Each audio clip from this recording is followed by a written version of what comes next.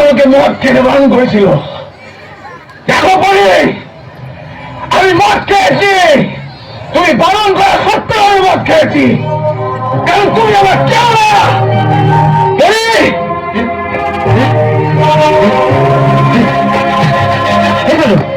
হচ্ছে নাকি অসভ্যতা হাতে আগে কোথায় গেল? আমি অসভ্য? যারা ভালোবেসে কেউ কাউকে কিছু দিলে ফেরত নিয়ে চলে যায়। শুনুন, আমাকে বলেছে আমার ভালোবাসে, আমাকে বলতে লাভ ইউ, আমার চাইলে ওদের মেয়েকে ফেরত নিয়ে যেতে পারে, কেউ ছবিটা নিয়ে যেতে পারে না।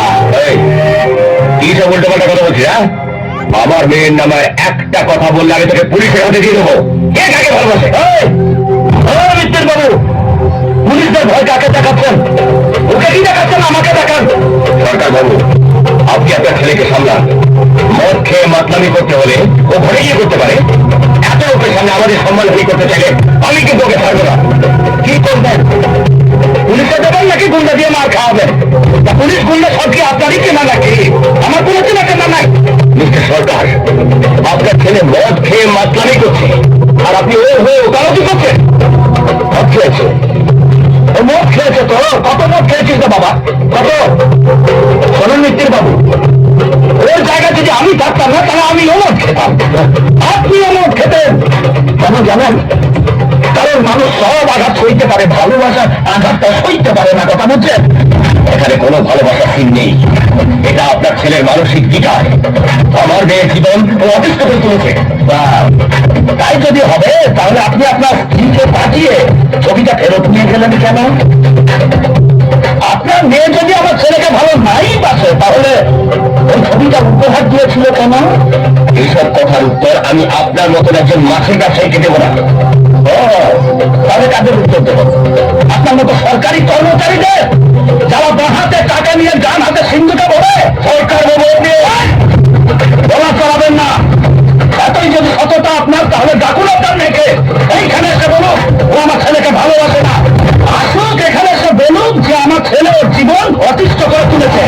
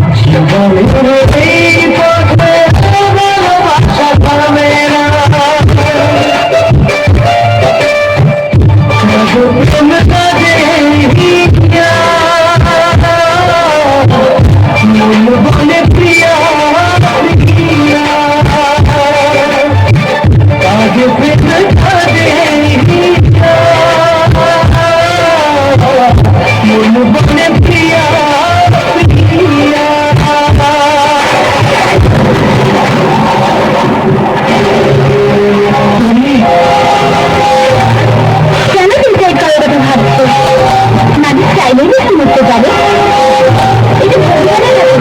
আমি তোমাকে ছেড়ে বাঁচতে পারি না পারি, আমাকে ছেড়ে আমার কিচ্ছু ভালো লাগে না। আমি তো আছি তোমার কাছে, রোজ তোমার সাথে দেখা করবো, ভালোবাসবো। তোমার বাবা আছে, মা আছে, তাদের কথা একবার ভাববে না? Good boy. আর একবারও মরবার কথা ভাববে না। তোমার কাছে যখনই দেখতে পাইবে তখনই দেখতে পাবে।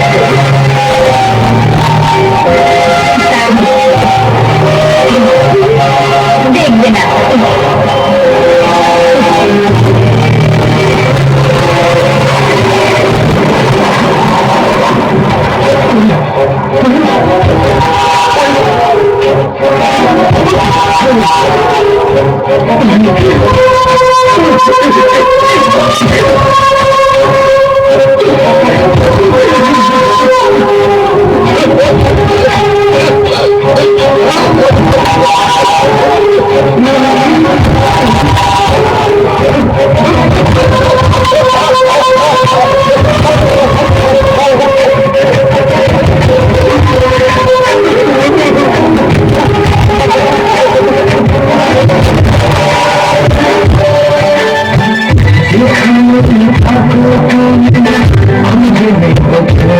I'm